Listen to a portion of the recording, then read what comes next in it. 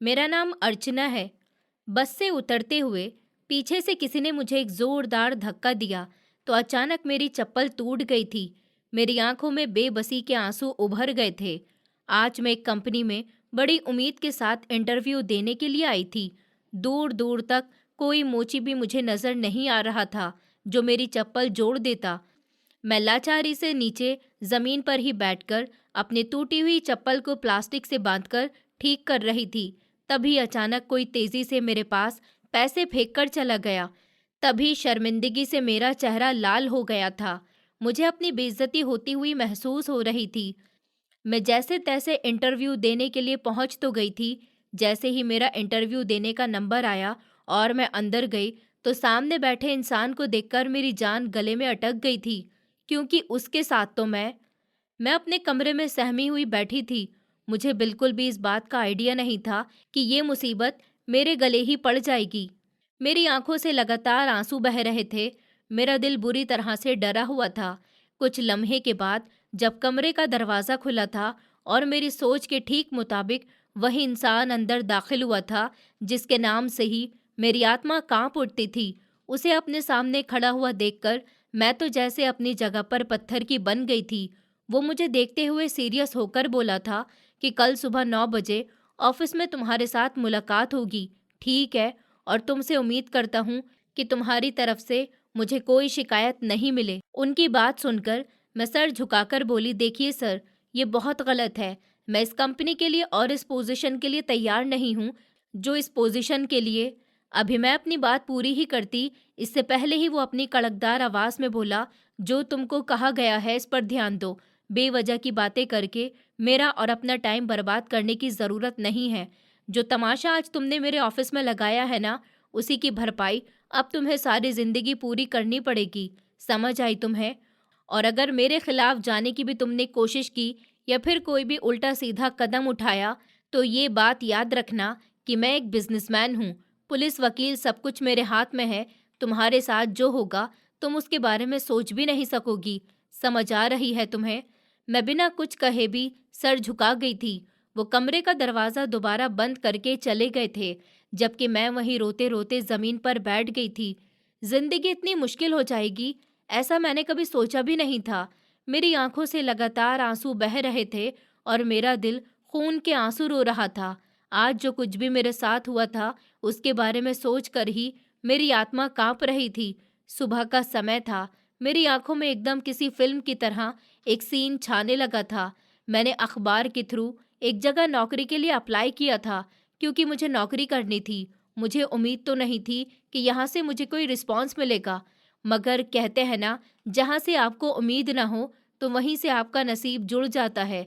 2 दिन के बाद ही मुझे एक कंपनी से कॉल आई थी कि आपको एक इंडस्ट्री में मैनेजमेंट इंटरव्यू देना है। अगर आप इस पोस्ट के लिए तैयार हैं तो हमारी कंपनी में आ सकती हैं। मैं फ़िलहाल किसी भी तरह की नौकरी करने के लिए तैयार थी, क्योंकि मुझे नौकरी की बेहद ज़रूरत थी। माता पिता तो इस दुनिया में नहीं थे। मैं अपने भैया और भाभी के साथ ज़िंदगी गुजार रही थी। यही वजह थी कि खामोशी से नौकरी पर जाने के लिए तैयार हो गई थी। लेकिन ये बात जब मैंने अपने भैया को बताई तो वो बहुत ज़्यादा गुस्सा कर रहे थे। उन्होंने कहा था कि आखिर तुम्हें नौकरी करने की क्या ज़रूरत है? क्या मैं तुम्हारे खर्चे पूरे नहीं कर रहा हूँ? क्या मैं तुम्हें तुम्हारी ज़रूरत के मुताबिक पैसे नहीं देता हूँ? घर में राशन भी भरपूर होता है। तुम्हारी हर ख्वाहिश पूरी होती है। मैं कमाई कर रहा हूँ ना। हमारे घर की व्यवस्था आराम से चल रही है, तो फिर तुम्हें नौकरी करने की क्या ज़रूरत है? भैया की बात सुनकर मेरी आंखों में आंसू आ गए थे। मेरी आंखों से निकलने वाले 2 आंसू जब टपके तब वो मुझे नौकरी पर भेजने के लिए राजी हो गए थे और अगली सुबह मैं इंटरव्यू देने के लिए घर से निकल गई थी। मेरे बैग में इतने पैसे नहीं थे कि मैं कोई टैक्सी कर लेती या फिर रिक्शा कर लेती। कुछ पैसों का सहारा लेकर मैं बस के जरिए उस कंपनी तक पहुंचने के लिए सवार हो गई थी। मेरा दिल खून के आंसू रो रहा था कि अगर आज मेरे पिताजी जिंदा होते तो आज मुझे इतनी फिक्र करने की कभी ज़रूरत ही नहीं पड़ती। ना नौकरी करने के लिए घर से निकलना पड़ता। वो तो खुद ही सब कुछ संभाल लेते। बेटियों के लिए पिता का जिंदा होना बेहद ज़रूरी होता है। अगर कोई दुनिया से विदा हो जाए तो बेटियां बिल्कुल लावारिस हो जाती हैं। बिना पिता की बेटी सिर्फ तब तक सलामत है जब तक वो खुद कमा रही है। बाकी दुनिया वाले तो उस बेटी को जल्द से जल्द रौंदने की कोशिश करते हैं। मैं जैसे ही बस में चढ़ी तो देखा कि बस की सारी सीटों पर लोग बैठे हुए थे, इसलिए मैं आगे ही डंडा पकड़कर खड़ी हो गई थी। कुछ लम्हे के बाद एक बस स्टॉप पर रुकी तो कई लोग इसमें दोबारा से सवार हो गए थे और अचानक ही मुझे पीछे सबसे जोर से धक्का लगा था, जिसकी वजह से मेरी चप्पल टूट गई थी। मैंने घबराकर अपनी चप्पल की तरफ देखा था। मेरे पास अब ऐसी कोई भी चप्पल या सैंडल नहीं थी जिसे पहनकर मैं कहीं जा पाती, और बाकी के रास्ते में घर कैसे जाऊंगी, बस यही सोचकर मेरा दिल घबरा रहा था। मैं तो वही अपना सर पकड़कर खड़ी हो चुकी थी। दिल तो कर रहा था कि पीछे वालों पर गुस्सा करूं, मगर फिलहाल मैंने खुद पर कंट्रोल कर लिया था। कुछ लम्हे बाद मेरा स्टॉप आ गया था और मैं बस से उतर गई थी। मेरी चप्पल की हालत तो काफ़ी ख़राब हो चुकी थी, इसीलिए मैं ज़मीन पर बैठकर उसे जोड़ने की कोशिश करने लगी थी। मेरी आंखों में आंसू थे, दिल घबरा रहा था और समझ नहीं आ रहा था कि मैं अब क्या करूं। बिना मोची के ये चप्पल ठीक भी नहीं हो सकती थी। आगे पीछे किसी मोची के लिए नज़र दौड़ाई थी, लेकिन मुझे तो कोई भी नज़र नहीं आ रहा था। कुछ लम्हे तो मैं खड़ी खड़ी अपनी चप्पल को ही घूरती रही थी। मैं इंडस्ट्रियल एरिया से थोड़ी की दूरी पर थी। मुझे अभी पैदल का सफ़र भी तय करना था, इसलिए कुछ सोचकर मैंने एक प्लास्टिक की थैली ज़मीन से उठाई थी और ज़मीन पर ही बैठकर उसे बांधने लगी थी। जैसे तैसे करके मुझे गुजारा करना ही था और फिलहाल मुझे इंटरव्यू देना था। मुझे सबसे ज़्यादा तो अपने टाइम पर पहुंचने और इंटरव्यू देने की फ़िक्र हो रही थी। अभी मैं ज़मीन पर बैठी अपना चप्पल ही जोड़ रही थी, जब अचानक से एक आदमी ने मेरी तरफ पैसे फेंक दिए थे और वो बोला था कि पता नहीं कहाँ कहाँ से लोग जाकर भीख मांगने के लिए बैठ जाते हैं। इतना कहता हुआ वो वहां से आगे चला गया था, जबकि मैं उसको पीछे से जाता हुआ देखती रह गई थी।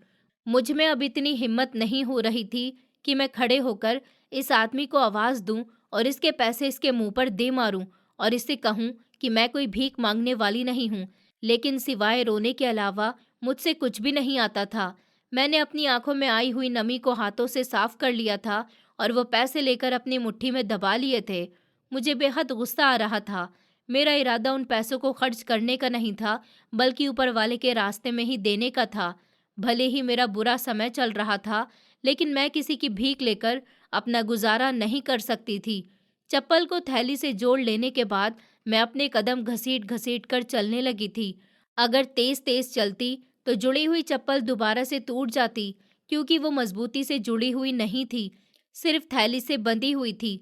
आगे जाकर मैंने भीख मांगने के लिए टहल रहे एक भिखारी को वो पैसे दे दिए थे। उस समय मैं इतनी बड़ी तकलीफ से गुजर रही थी कि किसी को अपनी तकलीफ के बारे में बता भी नहीं सकती थी। जैसे तैसे चलकर मैं कुछ देर के बाद इंडस्ट्री तक आ गई थी। बड़ी सी बिल्डिंग को देखकर मुझे अपनी पहचान बहुत छोटी लगने लगी थी। पुराने कपड़े और टूटी हुई चप्पल जिस पर प्लास्टिक की थैली बंधी हुई थी। एक तरफ से तो मेरे दुपट्टे का कोना भी फटा हुआ था। मैंने गहरी सांस ली थी और ऊपर वाले का नाम लेकर अंदर दाखिल हो गई थी। मेरी हालत इतनी बुरी भी नहीं थी कि कोई मुझे देखकर भीख मांगने वाली समझे। रिसेप्शन पर ही मुझे रोक लिया गया था। शायद वो मेरे हुलिये की वजह से मुझसे कुछ कहती, इससे पहले ही मैंने उसे अपना इंट्रोडक्शन दे दिया था। उसने फ़ौरन कंप्यूटर पर मेरा नाम वगैरह चेक किया था और फिर मुझे थर्ड फ्लोर पर जाने को बोला गया था। जबकि मैं हिम्मत करके सीढ़ियों की तरफ बढ़ने लगी थी। मेरा दिल जोर जोर से धड़क रहा था। अभी मैं सीढ़ियों पर चढ़ ही रही थी जब अचानक एक औरत ने मुझे पीछे से पुकारा था, ओ मैडम, यहाँ लिफ्ट मौजूद है, तुम सीढ़ियों से क्यों जा रही हो? आगे जाकर तुम्हें अंधेरा मिलेगा, लाइट्स भी नहीं है। मैं उसकी बात सुनकर घबराकर पलट गई थी। सामने खड़ी हुई औरत को देखकर मेरा दिल अजीब सा हो गया था। उसने काफ़ी महंगे कपड़े पहने हुए थे, लेकिन वो काफ़ी समझदार औरत लग रही थी। मैं सर झुकाकर बोली, मैडम, मुझे लिफ्ट में घुटन महसूस होती है, मैं सीढ़ियों से ही चली जाऊंगी। मेरे पास मोबाइल है, उसकी लाइट ऑन कर लूंगी। जबकि वो औरत कहने लगी कि मैं लिफ्ट से जा रही हूँ, आप मेरे साथ आ जाइए, आपको घबराहट महसूस नहीं होगी, बल्कि आपको काफ़ी अच्छा लगेगा। मगर मैं बिना कुछ भी कहे और उसकी बात ना मानकर सीढ़ियों की तरफ बढ़ गई थी। ऐसा लग रहा था जैसे यहाँ पर मौजूद हर इंसान मुझे ही घूर रहा है। शायद ये मेरे दिमाग का फितूर था या फिर कोई और बात थी, मगर फिलहाल मैंने सीढ़ियाँ चढ़ना ही बेहतर समझा था। लेकिन इस औरत ने बिल्कुल ठीक कहा था। एक सीढ़ी चढ़ने के बाद ही अंधेरा छा गया था। मैंने फौरन अपने पर्स से मोबाइल निकाला था और उसका टॉर्च जलाकर मैं तीसरे फ्लोर तक चढ़ना शुरू हो गई थी। अपनी टूटी हुई चप्पल के साथ चलना मुझे काफ़ी मुश्किल हो रहा था, मगर मैं अपना दिल मारकर चलती चली जा रही थी। तीसरी सीढ़ी पर पहुंचकर मेरी सांस काफ़ी फूल गई थी। सीढ़ियाँ अच्छी थी, लेकिन स्टेप काफ़ी बड़े बने हुए थे, जिसकी वजह से मुझे काफ़ी समय लग रहा था। थर्ड फ्लोर पर लम्हे भर के लिए मैं ठिठक कर रह गई थी। हॉल में काफ़ी सारे लोग मुझे नज़र आए थे, जो पहले से ही इंटरव्यू देने के लिए वहाँ पर मौजूद थे। उनके हाथों में फाइल्स थी। उन्होंने महंगे कपड़े पहने हुए थे। लड़कियों के चेहरे को देखकर लग रहा था कि वो सब इस पोजीशन के लिए परफेक्ट है, सिवाय मेरे। मैं चुपचाप एक कोने में जाकर बैठ गई थी। कई बार मेरे दिल में ख्याल भी आ रहा था कि मुझे यहाँ से चले जाना चाहिए। मैं इस काबिल नहीं हूँ कि मैं यहाँ पर ठहरूं। लेकिन मुझे अपने पिताजी की एक बात याद आ गई थी, जब उन्होंने कहा था कि जिंदगी आपको कई मुकाम पर लाकर खड़ा करती है। कई मुकाम तो ऐसे होते हैं जब आपको लगता है कि आप कुछ हासिल नहीं कर पाओगे, आप पीछे ही रह जाओगे। मगर वही समय होता है खड़े होने का और अपने हक में कुछ बेहतर करने का, अपने लिए लड़ने का और अपने पैरों पर खड़े होने का। इसलिए मैं मजबूत होकर वहीं बैठी रही थी, इस बात से बेखबर थी कि मैं कितनी बड़ी गलती कर चुकी हूँ। कभी कभी इंसान खुद अपने पैरों पर कुल्हाड़ी मार रहा होता है और उसकी खबर तक नहीं होती। धीरे धीरे कैंडिडेट अंदर जा रहे थे। इन सबको देखकर मुझ में थोड़ा थोड़ा हौसला भी आ रहा था, मगर जब सभी मायूस चेहरा लेकर कमरे से बाहर आ रहे थे, तब मेरा दिल और भी ज़्यादा परेशान हो गया था। इतने कॉन्फिडेंट लोगों को जब अंदर बैठा इंसान रिजेक्ट कर सकता था, तो फिर मैं किस खेत की मूली थी। एक बार मेरा दिल कर रहा था कि मैं किसी से पूछूं कि आखिर अंदर किस तरह के सवाल किए जा रहे हैं। अंदर बैठा हुआ इंसान कैसे व्यवहार का इंसान है। लेकिन मैं बातचीत में ज़्यादा परफेक्ट नहीं थी। मुझे लोगों से बात करने में बहुत ज़्यादा झिझक महसूस होती थी, इसलिए मैं वहाँ खामोशी से ही बैठी रही थी।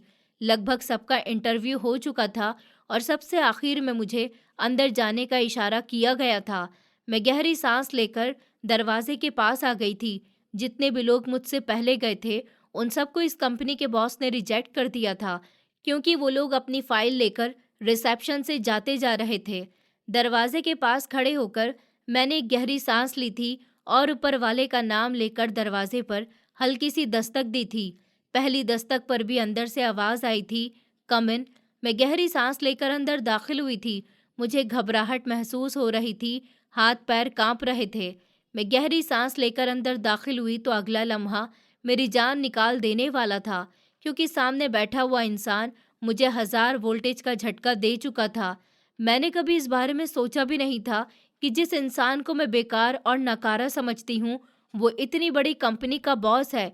कुछ लम्हे के लिए मैं उसे फटी फटी नज़रों से देखती रही थी और मेरे होठों से एक शब्द भी नहीं निकल पाया था। जब वो अपनी जगह से खड़े होते हुए बोला, ओहो, आइए, आपका ही इंतज़ार था। आओ आओ, इंटरव्यू दो। अगर इस कंपनी के लिए और इस पोजीशन के लिए तुम परफेक्ट हो, तो तुम्हें ज़रूर नौकरी पर रख लिया जाएगा। पुराने समय का मैं तुमसे कोई सवाल नहीं करूँगा, अंदर आ जाओ। उसका अंदाज हमेशा की तरह ठंडा और सुकून भरा था, लेकिन मैं तो बेचैन हो गई थी। ऐसा लग रहा था जैसे मेरे शरीर में सुकून की कोई गुंजाइश बाकी न रही हो। उसे देखकर मेरे शरीर में जोरदार हलचल की लहर दौड़ चुकी थी।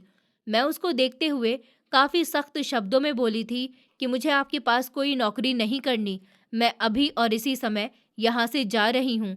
अगर मुझे पता होता कि तुम जैसा इतना बड़ा धोखेबाज इंसान यहाँ पर मौजूद है, तो मैं कभी भी इस कंपनी में कदम नहीं रखती।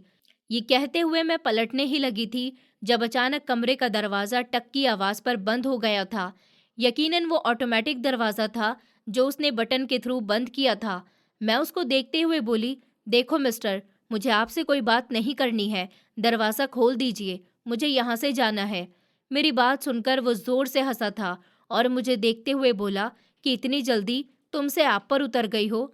मेरे दिल में बहुत चाहत थी कि कोई ऐसा समय ज़रूर आए जब तुम बेबस खड़ी होगी और मैं तुम्हारी इस मजबूरी का फ़ायदा उठाऊंगा। दरवाज़ा तो नहीं खुलेगा, यहाँ बैठो और अपना इंटरव्यू दे दो। उसकी बात सुनकर मैं घबरा गई थी और मैं चिल्लाकर बोली थी कि दरवाज़ा खोलो, नहीं तो मैं शोर मचा दूंगी। मुझे तुमसे कोई संबंध नहीं रखना और ना ही मुझे यहाँ पर नौकरी करनी है। तुम मुझे क्यों परेशान कर रहे हो? मुझ जैसी लोअर मिडिल क्लास लड़की में आखिर तुम्हें क्यों इतना इंटरेस्ट होता है? मेरी बात सुनकर वो फौरन से बोला था, न मुझे पहले तुम में कोई इंटरेस्ट था और ना ही मुझे तुम में अब कोई इंटरेस्ट है मैडम। ये तुम्हारी बहुत बड़ी गलतफहमी है कि मैं तुम में कोई इंटरेस्ट रखता हूँ। बेहतर होगा कि बैठकर अपना इंटरव्यू दो। यहाँ आने वाला हर इंसान इंटरव्यू देकर गया है। तुम्हारे पीछे भी 3 लोग यहाँ मौजूद हैं जिनको अभी इंटरव्यू देना है, इसलिए तमाशा मत बनाओ। मैं तुम्हें इंटरव्यू दिए बिना यहाँ से जाने नहीं दूंगा। उसकी बात सुनकर मैं जल्दी से बोली थी, लेकिन तुम्हें मेरा इंटरव्यू लेना ही क्यों है? मुझे नहीं पता था कि यहाँ पर मेरा तुमसे सामना होगा, वरना मैं कभी यहाँ ना आती। मैं यहाँ पर नौकरी ही नहीं करना चाहती हूँ, इसलिए बेहतर यही है कि मुझे यहाँ से जाने दो। नौकरी का फैसला सामने वाले का होता है। अगर मैं यहाँ नौकरी करना नहीं चाहती तो आप मुझे मजबूर नहीं कर सकते हैं। ये कहकर मैं दोबारा से दरवाज़ा खोलने लगी थी, लेकिन दरवाज़ा नहीं खुल रहा था। तभी वो मुझे देखते हुए बोला, ए लड़की, तुम अगर इस तरह तमाशा बनाओगी तो यहाँ मेरी बहुत बदनामी हो जाएगी, और अगर मेरी इज्जत पर थोड़ी सी भी आँच आई तो याद रखना कि मुझसे बुरा कोई भी नहीं होगा। मैं नहीं चाहता कि मैं तुम्हारे साथ कुछ बुरा करूं, लेकिन तुम मुझे सख्ती करने पर मजबूर कर रही हो। तुम्हारे लिए बेहतर यही है कि तुम मेरी बात मान लो। उसकी बात सुनकर मैं फौरन ही जोर से चिल्लाई थी। मैंने कहा, बस बहुत हो गया। तुम पहले भी बदतमीज और ढीठ इंसान थे और तुम अभी भी ढीठ ही हो। तुमने मुझे जितना बर्बाद करना था तुम कर चुके हो। अब आगे मैं तुम्हारे हाथों से और बर्बाद नहीं होना चाहती, चाहे कुछ भी हो जाए। इतना कहकर मैं अब जोर जोर से दरवाज़ा पीटने लगी थी और पूरी ताकत के साथ चिल्लाने लगी थी। मैंने कहा, दरवाज़ा खोलो, कोई है प्लीज़, मुझे कोई बचाओ। और यही मेरी सबसे बड़ी गलती साबित हुई थी। मैं तो अपना बचाव करना चाह रही थी, लेकिन मुझे ऐसा नहीं करना चाहिए था। अगर वो बोल रहा था कि मुझे इंटरव्यू दे दो, तो मुझे उसे इंटरव्यू दे देना चाहिए था। मैं चाहती तो इंटरव्यू देकर वहाँ से निकल कर आ जाती और फिर चाहे नौकरी करने के लिए वहाँ वापस कभी नहीं जाती। मगर कहते हैं ना, जब इंसान के दिमाग पर गुस्सा सवार हो जाए तो वो अपने होशो हवास खो देता है। उस समय मैं भी अपने होश खो बैठी थी। मुझे कुछ भी समझ नहीं आ रहा था कि मैं अच्छा कर रही हूँ या फिर बुरा। अब केबिन के बाहर दरवाजे के पास लोग जमा होना शुरू हो गए थे। वो मुझे देखते हुए बोला, तुम थक जाओगी, लेकिन दरवाज़ा मेरी मर्जी के बिना नहीं खुलेगा। तुम्हारी वजह से मेरी बहुत बदनामी हो जाएगी। देखो, खामोश हो जाओ, लोग मुझ पर गलत इल्ज़ाम लगाएंगे। ठहर जाओ। लेकिन मैं तो कंट्रोल में ही नहीं आ रही थी। मैं उसको देखते हुए बोली कि मैं यही चाहती हूँ कि तुम पर लोग उंगली उठाएं, तुम्हें बदनाम करें, तुम्हारी बेइज्जती हो, क्योंकि जो तुमने मेरे साथ किया है मैं उसे कभी भूलूंगी नहीं, क्योंकि तुम्हारी वजह से मैंने अपनी सबसे कीमती चीज़ खो दी है। मेरी बात सुनकर वो फौरन ही एक जोरदार आवाज़ में बोला था कि वो सब कुछ मेरी वजह से नहीं हुआ था। मैं तुम्हें पूरी बात पहले भी एक्सप्लेन कर चुका हूँ। वो सिर्फ और सिर्फ तुम्हारी एक गलतफहमी थी। मगर मैं अभी भी पागल हो चुकी थी और जोर जोर से दरवाज़ा पीटने लगी थी और उसकी बात नहीं सुन रही थी। मेरे गुस्से को देखकर उसने दरवाज़ा खोल दिया था और मुझे देखते हुए बोला कि तुम जानती हो कि तुम्हारी इस हरकत का नतीजा तुम्हें बहुत जल्द मिलेगा। जबकि मैं बिना कुछ भी सोचे समझे बाहर आ गई थी और दरवाजे के बाहर खड़े होकर चिल्ला चिल्लाकर कह रही थी कि तुम्हें जो करना है करो, मैं तुमसे डरती नहीं हूँ। समझे तुम? यहाँ तुम भी काम कर रहे हो और मैं भी इस दुनिया में जी रही हूँ। देखती हूँ कौन मेरा क्या बिगाड़ लेगा। तुम जैसे घटिया इंसान के पास नौकरी करने से बेहतर है कि मैं लोगों के घरों में जाकर झाड़ू पोछा कर लूं। बाहर मौजूद लोग ये सब देख रहे थे। इतना कहकर मैं जाने लगी तो वो गुस्से से बाहर आया था और मुझे देखते हुए बोला कि आखिर तुम लोगों को चिल्ला चिल्ला कर क्या बताना चाहती हो कि मैंने तुम्हारी इज्जत पर हाथ डाला है, जो तुम इतना तमाशा कर रही हो। अब उसका पारा हाई हो चुका था। शायद वो भी अपने होश खो बैठा था। मैं उससे कुछ कहती इससे पहले ही वो आगे बोला, पहले तो तुम्हारे साथ मैंने कुछ भी नहीं किया था, तुम्हें माफ़ कर दिया था और जाने दिया था, लेकिन आज सबके बीच तुम्हारे साथ मैं वो करूँगा जिसके बारे में तुमने सोचा भी नहीं होगा। लेकिन वो कोई कदम उठाता इससे पहले ही मैं उसकी तरफ बढ़ी थी और उसको समझने का मौका दिए बिना ही एक जोरदार थप्पड़ उसके मुंह पर मार दिया था और उसका गिरेबान पकड़कर बोली थी कि तुम्हारी इतनी औकात नहीं है कि तुम मेरे साथ कुछ भी कर सको। समझ आई तुम्हें? और खबरदार, जो आइंदा मुझ पर चिल्लाने की तुमने जुर्रत भी की तो मैं तुम्हारा सिर फाड़ दूंगी। अभी तुम मुझे जानते नहीं हो कि मैं क्या कर सकती हूँ। ये कहते ही मैं बिना सोचे समझे वहां से निकल आई थी, जबकि मैं इस बात से बेखबर थी कि जिस इंसान के सामने खड़े होकर मैंने ये गलती की है, वो कोई मामूली इंसान नहीं है, बल्कि वो एक बहुत बड़ा और अमीर बिजनेसमैन है, जिसके पास पैसा रुपया सब है।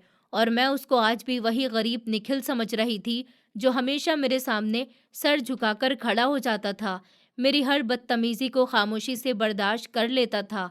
लेकिन कहते हैं ना कि हर समय एक जैसा नहीं होता, हर इंसान का समय बदलता ज़रूर है। इस बार भी समय काफ़ी बीत गया था और शायद निखिल का समय बदल चुका था। मैं अभी और भी गहराई में जाती जब अचानक मेरे कमरे का दरवाज़ा खुला था और मैं बीते हुए समय के ख्यालों से बाहर आ गई थी। सामने मेरे भैया लाल आंखों के साथ मुझे घूरते हुए खड़े थे। अभी मैं उनसे कुछ कहने ही वाली थी कि इससे पहले ही वो मेरे करीब आ गए थे और एक जोरदार थप्पड़ उन्होंने मेरे मुंह पर मार दिया था। फिर उन्होंने मेरे बालों को मजबूती से पकड़ते हुए कहा कि तुम्हारी वजह से आज मुझे एक 2 टके के आदमी से बेइज्जत होना पड़ा। जिस इंसान को मैं मुंह तक लगाना पसंद नहीं करता था, तुम्हारी वजह से आज मुझे उसे भी मुंह लगाना पड़ रहा है। और अगर हम उसके खिलाफ जाएंगे तो वो हमें कहीं कभी नहीं छोड़ेगा। तुम जानती हो कि ये सब कुछ तुम्हारी वजह से हुआ है। तुम्हारी वजह से आज मैं बिल्कुल बेबस और लाचार हो गया हूँ। भैया की बात सुनकर तो मेरी आंखों से आंसू बहने लगे थे, लेकिन मैं किस तरह अपने भैया को समझाती कि आखिर मैं किस कंडीशन से गुजर रही हूँ। मैं जानती थी कि वो तो कुछ भी समझेंगे। वो आगे बोले कि अब सारी जिंदगी तुम्हें उसकी गुलामी करनी पड़ेगी और अगर तुमने उसकी बात मानने से इनकार कर दिया तो पुलिस मुझे कॉलर से पकड़कर घसीट कर ले जाएगी। मैंने तुम्हें कितनी बार समझाया था अर्चना कि निखिल से दूर रहा करो। ये तो मुझे पहले से ही ठीक आदमी नहीं लगता था, लेकिन तुम तो हमेशा उसकी हमदर्दी में पागल बनी रहती थी। अब देख लिया ना कि उसने तुम्हारे साथ क्या किया है। नतीजा तुम्हारी आंखों के सामने है। देख लो, वो एक बहुत बड़ा बिजनेसमैन है। मुझे पहले ही शक हो गया था। मुझे कोई मामूली इंसान लगता ही नहीं था और तुम उसी से झगड़ा करके आ गई हो। भैया की बात सुनकर मैं रोते हुए कहने लगी, भैया वो पुराने समय की बातें कर रहा था और उस बात को गलतफहमी का मोड़ दे रहा था, इसलिए मुझे उस पर गुस्सा आ गया और मेरा हाथ उठ गया।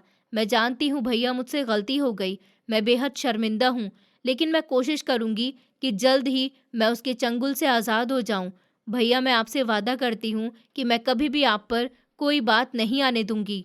मेरी वजह से आपको किसी बात का सामना नहीं करना पड़ेगा भैया। भैया तो मेरी बात सुनने के लिए तैयार ही नहीं थे। वो मुझे दूर धकेलते हुए बोले कि तुमने मुझे किसी को मुंह दिखाने के लायक नहीं छोड़ा। मैंने तुम्हें कितना समझाया था कि मत करो इतनी हमदर्दी। देखो, आज तुम्हारी हमदर्दी मेरे गले का फंदा बन गई है। मैं तुम्हें कभी माफ़ नहीं करूँगा अर्चना। तुमने आज मेरा बहुत दिल दुखाया है।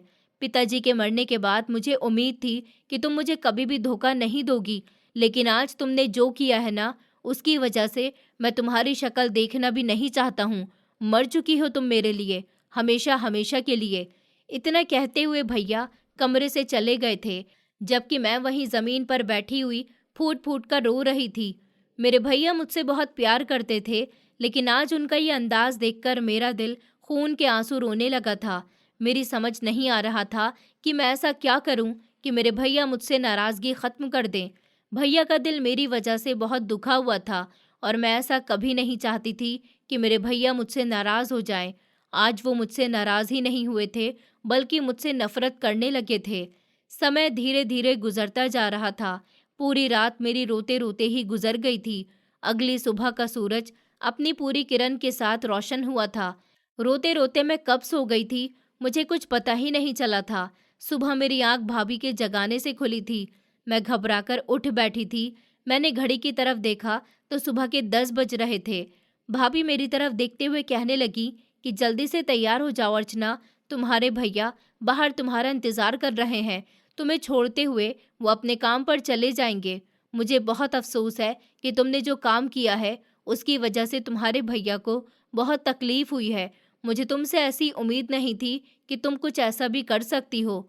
तुम्हें पता है, तुम्हारे भैया तुम्हारी वजह से सारी रात बेचैन रहे हैं।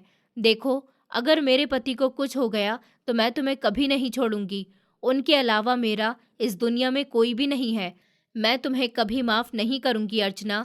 अगर मेरे पति को कुछ हुआ तो उस निखिल से तुम मेरे पति को बचाकर रखना, समझ आई तुम्हें? वरना सोच लेना कि तुम्हारा अंजाम क्या होगा। भाभी की बात सुनकर मैंने कोई जवाब नहीं दिया था। मैं उनसे कहना चाहती थी कि अगर वो आपके पति हैं तो वो मेरे भी भाई हैं, लेकिन मैं खामोश रही थी। फिलहाल मैं खामोशी से बाथरूम की तरफ चली गई थी। नहाकर कपड़े वगैरह चेंज करके बाहर आई तो भैया कमरे में ही बैठे हुए थे। मैंने धीरे से भैया को गुड मॉर्निंग कहा था और जल्दी जल्दी तैयार होने लगी थी। कुछ लम्हे के बाद भैया जो मेरे पीछे खड़े हुए थे धीमी आवाज़ में बोले, अर्चना मुझे माफ़ कर दो। कल रात में कुछ ज़्यादा ही इमोशनल हो गया था और तुम्हें भी काफ़ी कुछ कह दिया था, लेकिन तुम डरो मत, मैं कुछ करता हूँ। ये निखिल तुम्हारे साथ कुछ बुरा नहीं कर पाएगा। भैया की बात सुनकर मेरी आंखों में आंसू आ गए थे और मैं फौरन से बोली थी, भैया आपको कुछ भी करने की ज़रूरत नहीं है। ये प्रॉब्लम मेरी है, इससे मैं अकेले ही निपट लूँगी। आप परेशान ना हो। अगर आप परेशान हो जाएंगे तो पूरे घर की व्यवस्था ख़राब हो जाएगी और मैं नहीं चाहती कि मेरी वजह से आप या आपकी पत्नी या फिर आपके बच्चे परेशान हो जाएं। इतना कहकर मैं अपना बैग उठाकर कमरे से निकलने लगी थी। मेरे भैया भी खामोशी से मेरे पीछे पीछे आ गए थे। आज जिस तरह का व्यवहार उन्होंने मेरे साथ किया था उसे मैं मरकर भी नहीं भूल सकती थी। उन्होंने मुझ पर हाथ उठाया था, मुझे बुरा भला कहा था और अपनी नफरत का इजहार किया था, और फिर भाभी भी मुझे ढेर सारी बातें सुनाकर चली गई थी। मैं इतनी आसानी से कुछ भी नहीं भूल सकती थी। हाँ, लेकिन मैं खुश थी कि भैया की नाराज़गी ख़त्म हो गई थी। कुछ देर के बाद जब मैं बाहर आई तो भैया आंगन में खड़े हुए थे। मैं बिना कुछ कहे ही घर से बाहर निकल गई थी। मैं उनके साथ भी जाना नहीं चाहती थी, लेकिन मजबूरन मुझे गेट के बाहर खड़े होकर उनका इंतज़ार करना पड़ा था। कुछ देर के बाद वो अपनी बाइक लेकर मेरे सामने खड़े हो गए थे, जिस पर सवार होकर हम दोनों इंडस्ट्री पहुंचने के लिए रवाना हो गए थे। लगभग आधे रास्ते पर हम दोनों भाई बहन खामोश बैठे रहे थे। थोड़ी देर बाद भैया धीमी आवाज़ में बोले कि मैं तुमसे दोबारा कह रहा हूँ अर्चना, खुद को अकेला मत समझना, मैं तुम्हारे साथ हूँ। अभी तुम्हारे लिए पिताजी बेशक इस दुनिया में नहीं है, लेकिन तुम्हारा भाई है जो हमेशा तुम्हारे साथ खड़ा रहेगा। रात में बहुत ज़्यादा गुस्से में आ गया था, लेकिन मैं अपनी गलती पर बहुत शर्मिंदा हूँ। प्लीज़ मुझे माफ़ कर देना। मैंने बिना कुछ भी कहे उनके कंधे पर अपना हाथ रख दिया था और उनकी कमर पर अपना सर टेकते हुए बोली, भैया आप परेशान मत होना, मैं जल्द ही इस मुसीबत से निकल जाऊंगी। मुझे इतना जानना है कि जिस गलतफहमी के बारे में निखिल जिक्र करता है, क्या वो सच में गलतफहमी थी या फिर एक सच्चाई थी जिस पर अब तक वो पर्दा डाले हुए हैं। मेरी बात सुनकर मेरे भैया कहने लगे कि नहीं, फिलहाल तुम खामोश रहो, किसी भी मामले में तुम्हें दखल अंदाजी देने की ज़रूरत नहीं है। जितना जल्दी हो सके उसके साथ अपना मामला क्लियर करो और ये नौकरी छोड़ दो। मैं तो तुम्हें पहले भी समझा रहा था कि तुम्हें नौकरी करने की कोई ज़रूरत नहीं है। मैं कमा रहा हूँ ना, हमारे घर का गुजारा अच्छे से हो जाएगा। मैं भैया की बात सुनकर खामोश रही थी। मैं उनको बता नहीं पाई थी कि आपकी पत्नी को बहुत बुरा लगता है मेरा आपसे पैसे लेना। सफ़र पूरा हो चुका था। भैया मुझे ऑफिस के दरवाजे पर छोड़कर चले गए थे, जबकि मैं ऊपर वाले का नाम लेकर ऑफिस के अंदर दाखिल हो गई थी। इस बात से बेखबर थी कि मेरी ज़िंदगी अब कितनी ज़्यादा दुश्वार होने वाली है। इंसान जिस पर भरोसा करता है, अगर वही आपका दिल तोड़ दे तो वो कभी ठीक नहीं हो पाता। आज मेरे साथ भी कुछ ऐसा ही होने वाला था। मैं गहरी सांस लेकर अंदर दाखिल हुई थी। मैं जैसे ही रिसेप्शन पर पहुंची तो फ़ौरन ही मुझे मेरी ड्यूटी समझा दी गई थी और कहा गया था कि जल्दी से थर्ड फ्लोर पर चली जाइए और मिस्टर निखिल के केबिन की जाकर सफाई कीजिए। आज आपका काम यही है। ये सुनकर मेरी आंखों में आंसू आ गए थे। मतलब वो मेरी ही बात पूरी कर रहा था। उसने मुझे इतना घटिया काम दिया था। मैंने उससे गुस्से में कहा था कि यहाँ काम करने से बेहतर है कि मैं किसी के घर की सफाई कर लूँ। मैंने गहरी सांस ली थी और अपने आप को हर नई परीक्षा के लिए तैयार कर लिया था। मैं सीधी तीसरे फ्लोर की तरफ बढ़ गई थी, लेकिन जब मैं दूसरे फ्लोर की सीढ़ियों पर अपना मोबाइल निकालने लगी तो हैरत अंगेज तौर पर दंग रह गई थी। पूरा फ्लोर रोशनी में डूबा हुआ था। मैंने सुकून का सांस लिया था कि कल सीढ़ियाँ चढ़ते हुए मुझे बहुत ज़्यादा डर लग रहा था। मैं धीरे धीरे तीसरे फ्लोर तक पहुँच गई थी। सामने एक आदमी खड़ा हुआ था। उसे नज़रअंदाज करते हुए मैं निखिल के कमरे में जाना चाहती थी, जब वो मुझे देखते हुए बोला कि आइए मैडम, मैं आपको आपका सामान वगैरह दे देता हूँ, फिर आप सीधा सर के कमरे में चली जाना। और हाँ, वहाँ जाकर ज़्यादा तमाशा लगाने की ज़रूरत नहीं है। अगर शोर शराबा किया तो याद रखना कि आपको जुर्माना भरना पड़ेगा। यहाँ पर गलती करने पर डांट नहीं मिलती, बल्कि जुर्माना देना पड़ता है। ठीक है, समझी आप? उसकी बात सुनकर मैंने कोई जवाब नहीं दिया था। मैं चुपचाप उसके साथ स्टोर रूम की तरफ आ गई थी।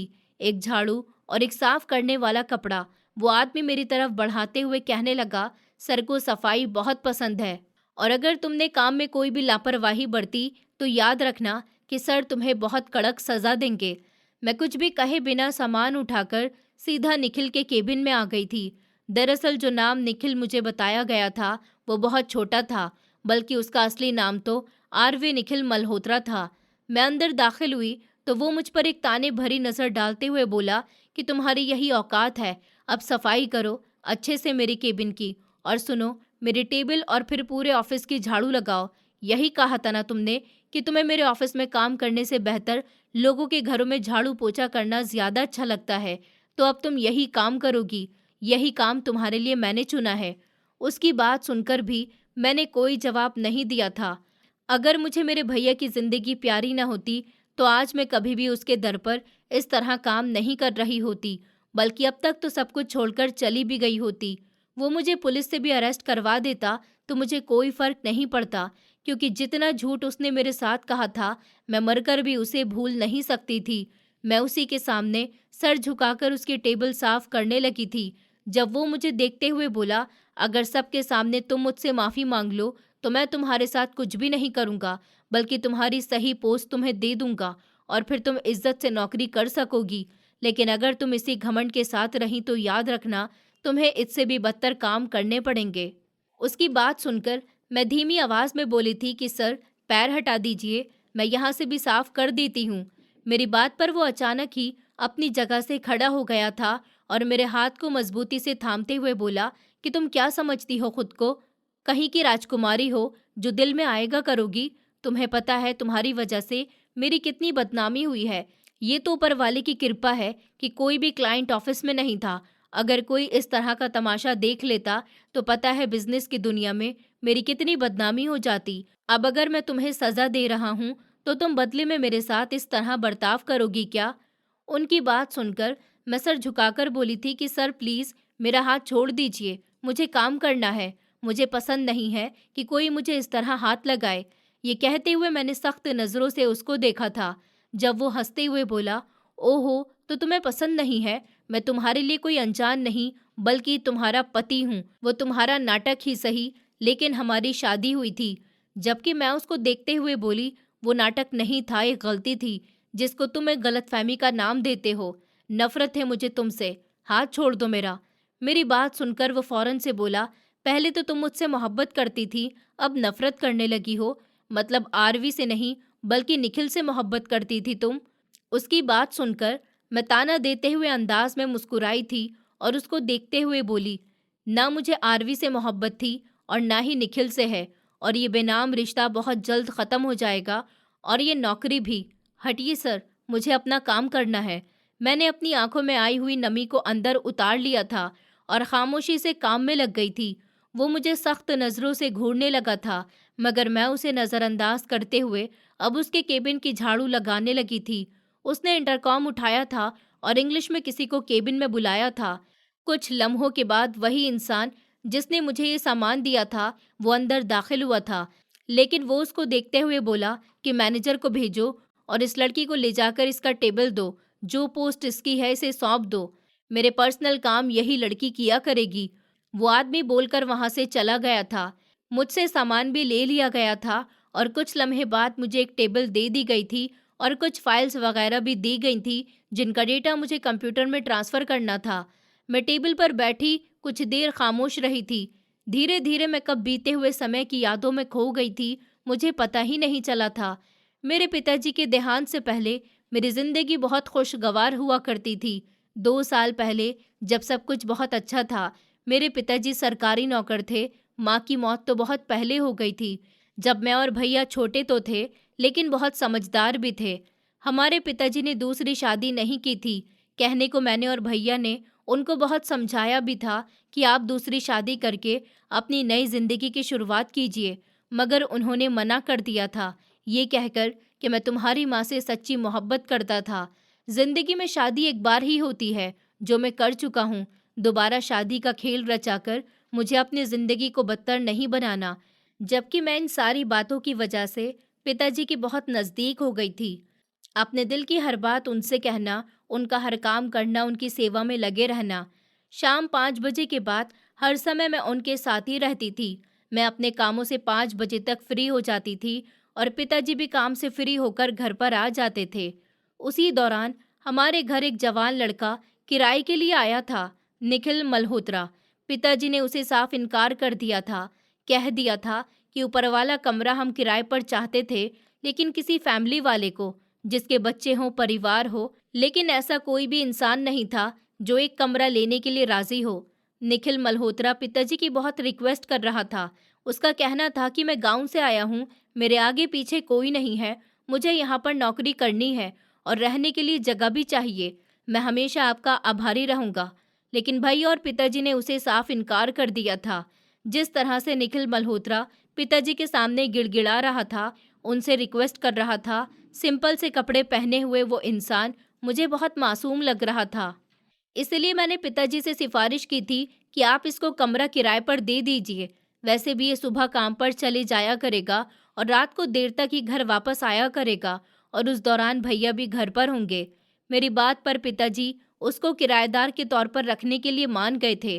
पिताजी के मान जाने पर भैया बहुत गुस्सा हुए थे कि इन मामलात में मैं क्यों दखल अंदाजी कर रही हूँ, और इसी गुस्से की वजह से पिताजी अड़ गए थे। उनका कहना था कि मैं अपनी बेटी की बात रद्द क्यों करूं, मेरी बेटी की बात ज़रूर मानी जाएगी। अब मैं निखिल को कमरा किराए पर ज़रूर दूंगा। और इस तरह मेरे भैया के लाख समझाने के बावजूद भी निखिल मल्होत्रा को हमने घर किराए पर दे दिया था। इस बात से हम बेखबर थे कि वो कोई मामूली इंसान नहीं, बल्कि एक बड़ा बिजनेसमैन है, जो यहाँ सिर्फ और सिर्फ इसलिए आया था कि वो मुझे पसंद करने लगा था। उसने मुझे पिताजी के साथ उनके ऑफिस में देखा था और तब से ही वो मुझ पर अपना दिल हार बैठा था। लेकिन मुझे इस बात का बिल्कुल भी आइडिया नहीं था कि घर वालों की तरह हम उसको अपना ही समझने लगे थे। मैं तो उसे एक भाई की तरह ट्रीट करना चाहती थी, लेकिन उसके दिल में तो कुछ और ही चल रहा था। पहली बार जब मैंने उसे निखिल भैया कहा था, तो वो काफ़ी नाराज़ हुआ था और उसने साफ इनकार कर दिया था कि प्लीज़ मुझे भैया मत कहना। मैंने जब उससे इस बात की वजह पूछी, तो उसने बहुत ही मायूसी से जवाब दिया था कि जब मेरे अपने मेरे नहीं, तो मुझे इन रिश्तों से सख्त नफरत है। आप प्लीज़ मुझे निखिल कहा करो, मुझे अच्छा लगेगा। तब भी मैं बहुत नादान थी। मुझे लगा कि शायद वो सच बोल रहा है, इसलिए उसका दिल न दुखे। मैं उसे निखिल कहने लगी थी। वक्त धीरे धीरे गुजरता जा रहा था। सुबह का नाश्ता, रात का खाना और कभी कभी दोपहर का खाना भी हम ही उसको दिया करते थे। पिताजी और भैया की गैर मौजूदगी में तो वो हमारे घर पर नहीं आता था, इसलिए मुझे कभी भी उसकी तरफ से कोई परेशानी नहीं हुई थी। मगर कब हमारी दोस्ती मोहब्बत में बदल गई, इस बात का मुझे कुछ पता ही नहीं चला था। वो मेरा बहुत ख्याल रखता था। रात को घर आने के बाद मेरे लिए कुछ न कुछ ज़रूर लेकर आता था। पिताजी तो उसको अपने बेटे की तरह समझने लगे थे, इसलिए उसे कभी भी उन्होंने किसी भी काम के लिए मना नहीं किया था। मगर मैं नहीं जानती थी कि उसका प्लान कुछ और है। इसी दौरान पिताजी ने मेरा रिश्ता एक जगह तय कर दिया था। मैं बहुत खुश हुई थी, क्योंकि मुझे वो लड़का बहुत पसंद था। पिताजी की तरह वो भी एक सरकारी ऑफिस में काम करता था और एक ईमानदार इंसान था जो रिश्वत नहीं लेता था। ये बात निखिल को पता नहीं थी कि मेरा रिश्ता बहुत ही खामोशी से हो गया था। लेकिन जब ये बात उसको पता चली थी, तो उसने काफ़ी मायूसी जाहिर की थी। उसने पिताजी से काफ़ी झगड़ा भी किया था कि आप मुझे अपना बेटा कहते हैं और आपने मुझे ये खबर तक नहीं दी कि आपने अर्चना का रिश्ता पक्का कर दिया। मुझे लगा कि शायद वो मेरे लिए फिक्रमंद हो रहा है, लेकिन मामला इस बार कुछ और ही था। वक्त और भी तेज़ी से गुजरता जा रहा था। मेरी शादी की डेट फिक्स कर दी गई थी। लड़के वालों की तरफ से शादी जल्द से जल्द करने का जोर पड़ रहा था, इसलिए मेरे पिताजी उनको इनकार नहीं कर सके थे। मैं दुल्हन बनी अपने होने वाले पति का इंतज़ार कर रही थी, जब हमें खबर मिली थी कि बारात ने तो आने से इनकार कर दिया। मेरे पिताजी ने लड़के वालों से इस बात की वजह भी पूछी थी और भैया भी उनके घर पर गए थे, लेकिन घर पर ताला लगा हुआ था। सारे रिश्तेदारों से भी पूछा गया था, आस पड़ोसियों से भी पूछा गया था कि ये लोग कहाँ गए हैं, लेकिन वहाँ पर कोई भी नहीं था और कोई कुछ भी नहीं जानता था। हमारा घर मेहमानों से भरा हुआ था। जब निखिल ने पिताजी से बात की थी और कहा था कि अंकल जी, आपकी इज्जत का सवाल है, मैं आपकी इज्जत रखने के लिए आपकी बेटी से शादी करना चाहता हूँ, लेकिन मेरे पिताजी ने मना कर दिया था और निखिल से कहा था कि बेटा, तुम्हारे पास तो कुछ भी नहीं है। ये बात ठीक है कि इस समय मुझे अपनी इज्जत की परवाह है, लेकिन इस तरह मैं अपनी बेटी का सौदा नहीं कर सकता। तब निखिल ने पिताजी से कहा था कि अंकल जी, मेरी अपने गांव में ज़मीनें हैं, हम लोग अमीर हैं, बस मुझे मेरा परिवार पसंद नहीं है, मगर मेरे नाम पर बहुत कुछ है।